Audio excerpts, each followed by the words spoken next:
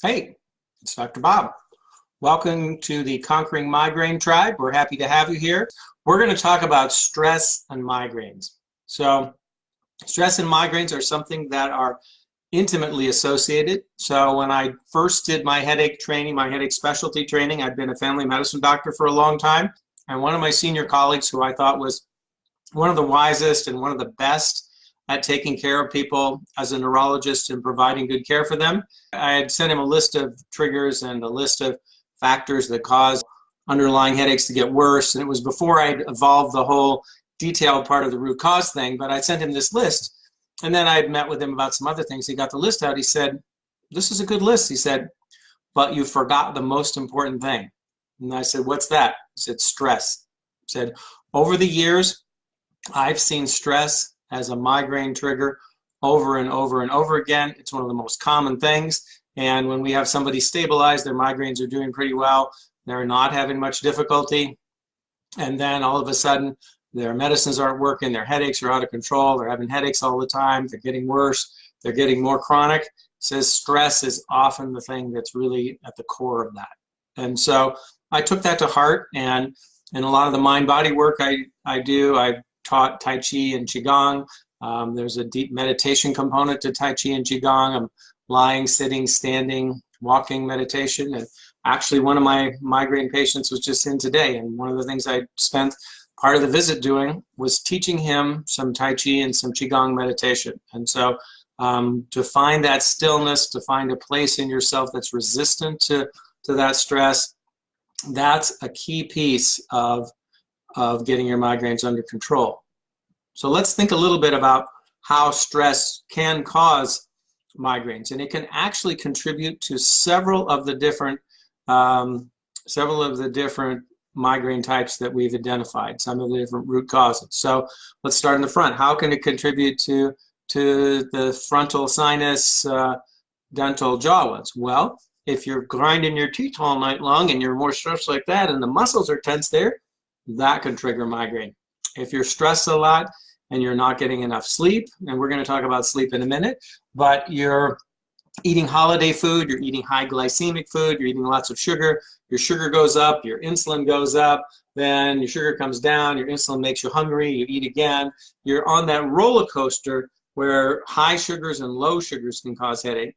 I certainly have seen people both celebrating and stress eating get more headaches and have that be more of a problem. So stress can cause the jaw and the jaw joint. It can cause eating, and if you eat a lot of sugary foods, you can do that. Also, if you eat a lot of foods that are things that you might be sensitive to. So a lot of people are sensitive to gluten. There was an article that just came out in Denmark that showed that even people without celiac disease, and this has been known in the functional medicine community for a long time, and the Italians have done interesting research on it, that a significant portion of the population is sensitive to gluten, even if they don't have celiac disease. Now that's starting to find its way into the mainstream literature. So let's say usually you don't eat much gluten, and you're on a pretty healthy, mostly vegetables, maybe some lean meats, maybe some healthy fats, and some complex carbs, and then all of a sudden you're eating cookies and pastries and drinking eggnog and having more alcohol, you can do that.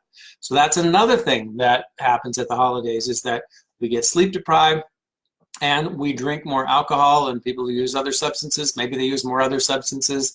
I'm talking about mostly people who are functional, not people who are just like living in substance abuse land, and that's what they do all the time. I'm talking about people who get stressed more. And so alcohol in particular can cause headaches. It's a vasodilator, so it relaxes blood vessels. It makes the blood-brain barrier and the gut leakier, and it causes dehydration. So there's a relaxation phase, and so that's sometimes helpful, depending on who your relatives are or where you're spending time or how far behind you are on wrapping your Christmas presents. Sometimes it just makes it more relaxing. And so I got one of my friends from Wisconsin always writes a funny Christmas letter, and he started it off, it closed it with, there's a lot of complexities in the world, and there's a lot of things that cause me to be stressed and worried, from the economy to the politics to how mean people are to each other, to the world situation, to all these things. And said, but lately I've found myself to be very optimistic and very, believing in the future and very relaxed about things. And I got to thinking, well, why would that be? And he said, because I'm drinking a lot of beer. And so I think that sometimes people do use alcohol as a stress reliever. They also use it as a way to treat social anxiety. So social anxiety is comorbid with migraine, just like panic attacks and generalized anxiety. They're more frequent in migraine, and they're double more frequent in migraine with aura.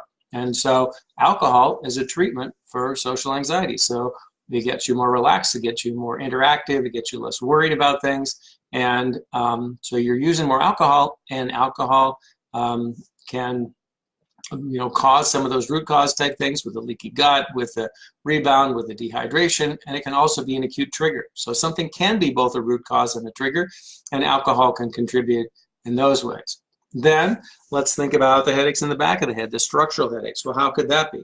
Well, absolutely. Stress and tension is one of the biggest things that contributes to that. Now, some people have a type of headache that's a formally recognized headache type by the International Classification of Headache Society, third revision, and that's cervicogenic headache, where they've got structural problems in the neck like bad arthritis or pinched nerves. So that's one subset. But we look for not just headaches in the back of the neck, but headaches and neck pain and neck tension that trigger migraine. And so if you're spending more, you're working late, you're trying to get done, you're trying to get ready for the holidays, you're tense a lot, you're like this, that causes that neck muscle tension that feeds into the 2nd to the 7th cervical vertebrae near the area where the spinal trigeminal nucleus is, one of the main migraine triggers. So if you're sending more signals to that all the time, you're going to have more headaches. So those are ways that stress can push you more into migraine land. And then the other thing is cortisol. Our cortisol is one of our main stress response hormones. And so if we feel stressed all the time, and you probably have heard the analogy of, the deer and the wolf, and usually the deer runs away and gets his adrenaline up, and then he's safe and he relaxes. And so he's got this the flight part of the fight or flight response, because deer are not really, fighting is not really their first choice. They'd much rather run away like a horse. And so prey animals tend to run first, they flee, so they have flight. And so then their heart rate goes up, and their blood pressure goes up, and their blood sugar goes up, and their GI function gets shut down, and their immune system gets shut down, because they're devoting all resources to escaping from that predator.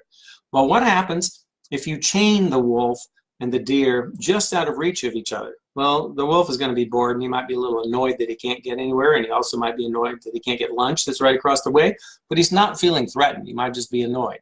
However, the deer is going to go, oh my God, there's like the main predator who eats me, and they ate my Aunt Sally, and they ate Uncle John, and they ate Fred, their firstborn, and it's like one of these guys is like 4 inches away from me, he's going to kill me. And so if you can't get away from stress, you have that sustained stress response. Cortisol rewires the brain. It makes the hippocampus, which is one of the memory centers in the brain, shrink.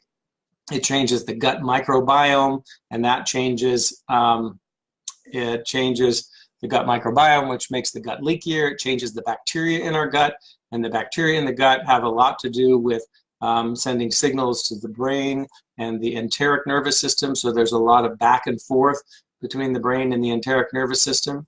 And so all of those pieces come together. Then there's other behavioral stuff. And so there's the stress of interactions and how we perceive them, and they change how we perceive our world. There's the, just the need to sort of escape from the stress of family and work, and trying to cram it all in for the holidays so that then you can stop and be off. And one of the people I'm working with recently is training as an EMT, and he was working on Thanksgiving, and some of what they did is they went and picked up people who committed suicide. And so suicide on holidays is higher because if you're with people, the people stress you. And if you don't have people to be with, not having people to be with stresses you in isolation. Probably isolation is a worse stressor.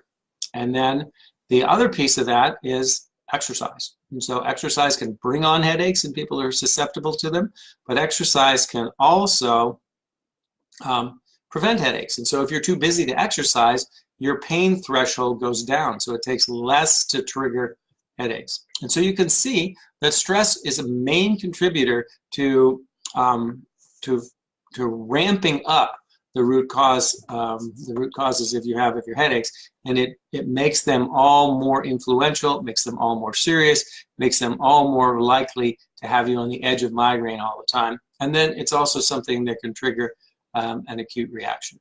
So there you have it, stress and migraine. We hope to see you back.